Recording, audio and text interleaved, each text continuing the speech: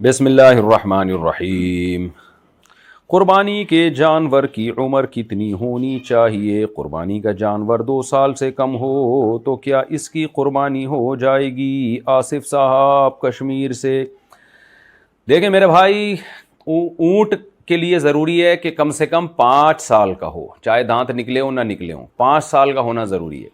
گائے، بھینس، کٹا، بیل، بچھیا، اس کے لیے ضروری ہے کم سے کم 2 سال ہو، چاہے دانت نکلے ہوں یا نہ نکلے ہوں۔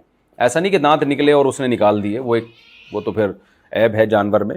نکلے کا مطلب ہے کہ عمر کی وجہ سے جو دانت نکلتے ہیں، تو یہ بچھڑے میں کم سے کم 2 سال، اور بکرے میں کم سے کم 1 سال، بکرا بکری میں۔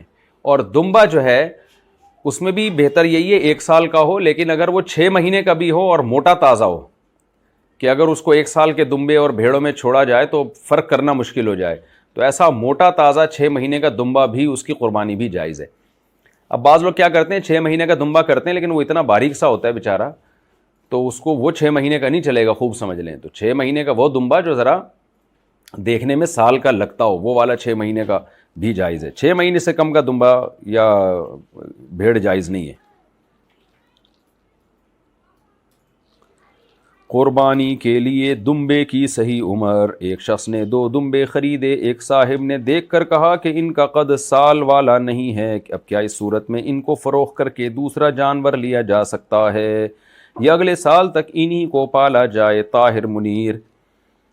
دیکھیں، اگر ایک صاحب کے کہنے پہ نہ جائیں بلکہ اس کو خود چیک کر لیں، جو قربانی کرنے والا ہے اس کی رائے کا اعتبار ہے، اس کو ماہرین سے پوچھ لیں کہ کیا 1 سال کے دمبے بھی اتنے بڑے ہوتے ہیں؟ اگر وہ موٹا تازہ ہے، بھرا ہوا ہے، تو اسی کی قربانی کر دیں، اور اگر وہ بہت ہی باریک سا ہے، بیچارہ نہیں لگ رہا کسی بھی لحاظ سے، بڑا نہیں لگ رہا، سال کے برابر والے دمبوں میں کسی بھی لحاظ سے نہیں لگ رہا، تو پھر اس کی قربانی نہ کریں، پھر اس کو بیچ کے دوسرا جانور لے لیں، اور یہ بھی کر سکتے ہیں اسی کو پال لیں، اگلے سال کر دیے گا، ابھی دوسرا کر لیں۔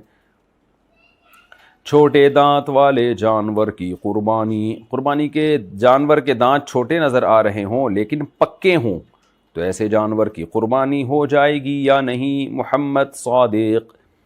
جناب محمد صادق صاحب، اتنا چھوٹا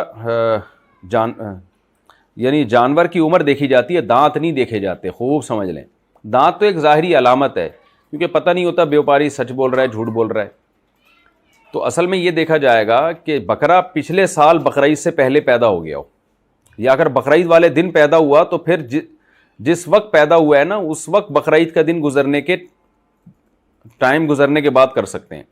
مثال کے طور پر ایک بکرا پیدا ہوا پچھلے سال بقرعید میں ظہر کے وقت یا دوپہر 2 بجے پیدا ہوا، تو اب اس سال بقرعید میں 2 بجے وہ 1 سال کا ہوگا، تو آپ اس کو 2:15 بجے تو کاٹ سکتے ہیں، 2 بجے سے پہلے نہیں کاٹ سکتے۔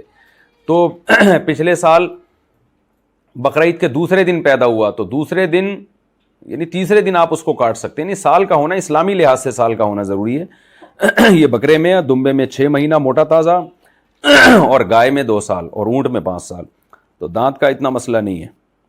اگر آپ کو بیوپار جو ہے، وہ جو بیچنے والا یقین دلا دے، یا آپ کو اس کی بات پہ اعتماد آ جائے کہ یہ جھوٹ نہیں بول رہا، تو وہ کہہ دے کہ اگر یہ بکرا 1 سال کا ہے اور آپ کو لگے کہ سچ کہہ رہا ہے، تو پھر اس کی قربانی جائز ہے۔